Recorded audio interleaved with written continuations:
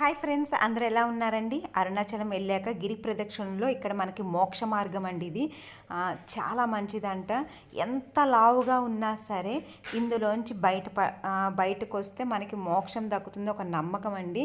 అక్కడ దేవుడి పాదాలు ఉంటాయి మధ్యలోని.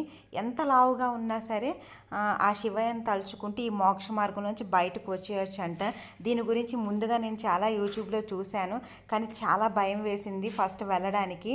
తర్వాత మా వాళ్ళు వెళ్ళాక అంతా బాగానే ఉంది, ట్రై చెయ్యి అంటే కొంచెం వెళ్ళానండి. కాస్త మా అత్తయ్య గారు కొంచెం ఇబ్బంది పడ్డారు రావడానికి. కాకపోతే శివయ్య శివయ్య శివయ్య మనం అక్కడ లోపలికి వెళ్ళి మెయిన్ కంగారు పడకూడదండి.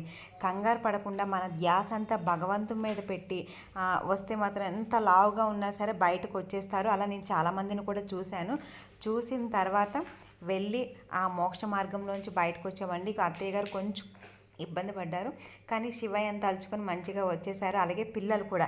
ఫస్ట్ పిల్లలు, మా పాపకి చాలా భయం ఎక్కువ, ఎలా వస్తుంది ఏంటి అనేసి అనుకున్నాము. తను కూడా మంచిగా వెళ్ళి వచ్చేసింది. ఈ గిరి ప్రదక్షిణలో ఇది మెయిన్ ఘట్టం అని చెప్పొచ్చండి. ఈ మోక్ష మార్గంలోని వస్తే మనకి మోక్షం దక్కుతుందని పెద్దల నమ్మకము. అలాగే ఆ శివయ్య అనుగ్రహం కూడా అందరికీ ఉండాలని కోరుకుంటూ ఈ వీడియో నచ్చితే తప్పకుండా లైక్ చేయండి.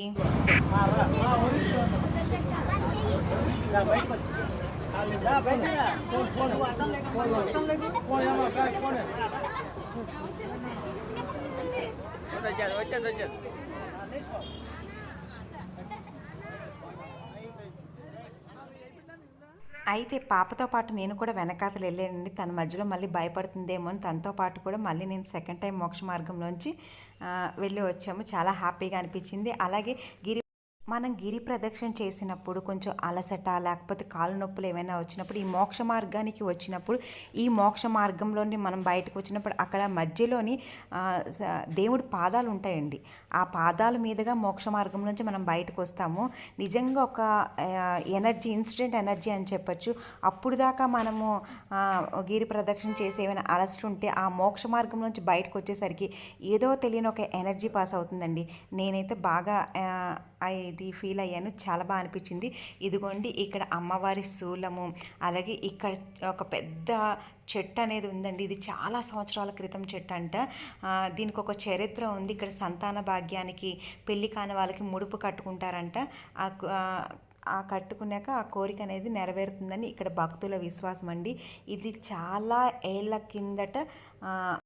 అలాగే ఎవరైనా కంచి వెళ్ళినప్పుడు అక్కడ పార్వతీ పరమేశ్వరులు విగ్రహ రూపంలోని ఒక మామిడి చెట్టు కింద ఉంటారండి.